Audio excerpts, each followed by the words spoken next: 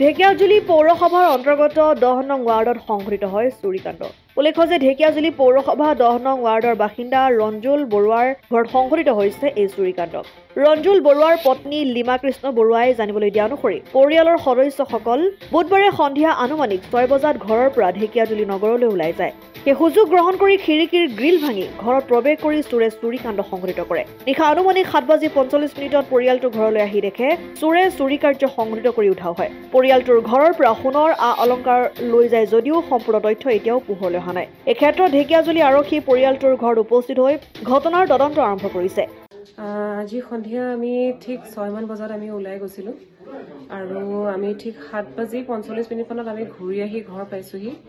ঘৰ পাওঁতে আমাৰ গেট চেট ধুনীয়াকৈ গ্ৰিল মাৰা আছে, তলা চাবি খুলি সোমাইছোঁ। মেইন দৰ্জাখন যেতিয়া আমি খুলি সোমাইছোঁ, সোমোৱাৰ লগে লগে আমি দেখিছোঁ যে গোটেই আমাৰ ঘৰৰ দৰ্জা চব খোলা আছে। তেতিয়া সন্দেহ হ'ল, কাৰণ আমি ওলাই যাওঁতে সদায় দৰ্জাবিলাক আমি জপাই থৈ যাওঁ, প্ৰত্যেকটো ৰুমৰ দৰ্জা খোলা, বাথৰুমলৈকে খোলা। আৰু আমি আহি দেখিলোঁ যে আমাৰ পটককৈ গোটেই আলমাৰীবিলাক ভাঙি চিঙি গোটেই কাপোৰ থান বান কৰি একো বস্তু মানে ভিতৰত নাই।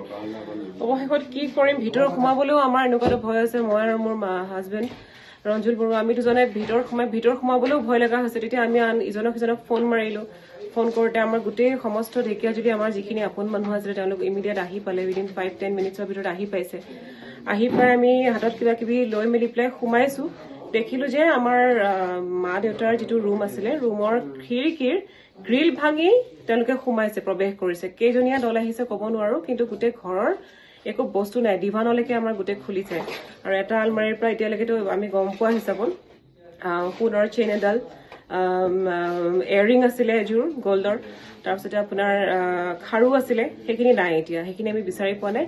আৰু অতি সোনকালে আমাৰ ইয়াৰে পুলিচৰ লোকসকলো আহি পালেহি, তেওঁলোকৰ সঁহাৰি পাইছোঁ। আৰু তেওঁলোকে এতিয়া বৰ্তমান দেখিছে তেওঁলোকে তেওঁলোকৰ কাম কৰি আছে। গতিকে তেওঁলোকৰ কামখিনি কৰাৰ পিছতে আমি গম পাম যে কি হৈছে, কাৰণ আমি চুবলৈও এতিয়া কিছু কিছু ক্ষেত্ৰত ভয় হৈছে। কি বুলি চুম আমি, যদি চুলে আকৌ তেওঁলোকৰ হেণ্ডপ্ৰিণ্ট আমি যদি নাপাওঁ, সেইটো এটা চিন্তা হৈছে।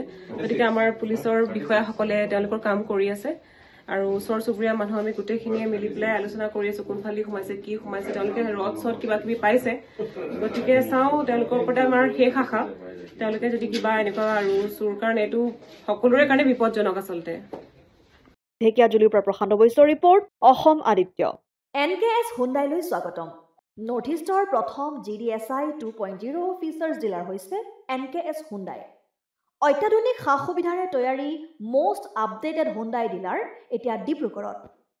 আমাৰ NKS হুণ্ডাই ডিলাৰত open sales consulted room, customer ৰুমৰ লগতে পুৰণি গাড়ীৰ এক্সচেঞ্জ ফেচিলিটিও ৰখা হৈছে।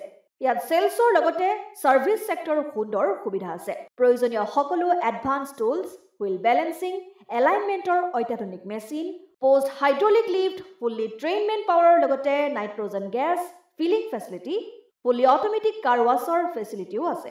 লগতে NKS হুণ্ডাই ডিলাৰে কাষ্টমাৰসকলৰ সুবিধাৰ্থে মোবাইল ছাৰ্ভিচ ভেনৰো ব্যৱস্থা ৰাখিছে, য'ত হাইড্ৰলিক লিফ্ট, ৱাশ্বিং facility, wheel balancing, tyre pressure check কৰাৰ লগতে বহুখিনি সুবিধাই উপলব্ধ আছে। NKS হুণ্ডাইলৈ আহক আৰু সুবিধাসমূহ গ্ৰহণ কৰক।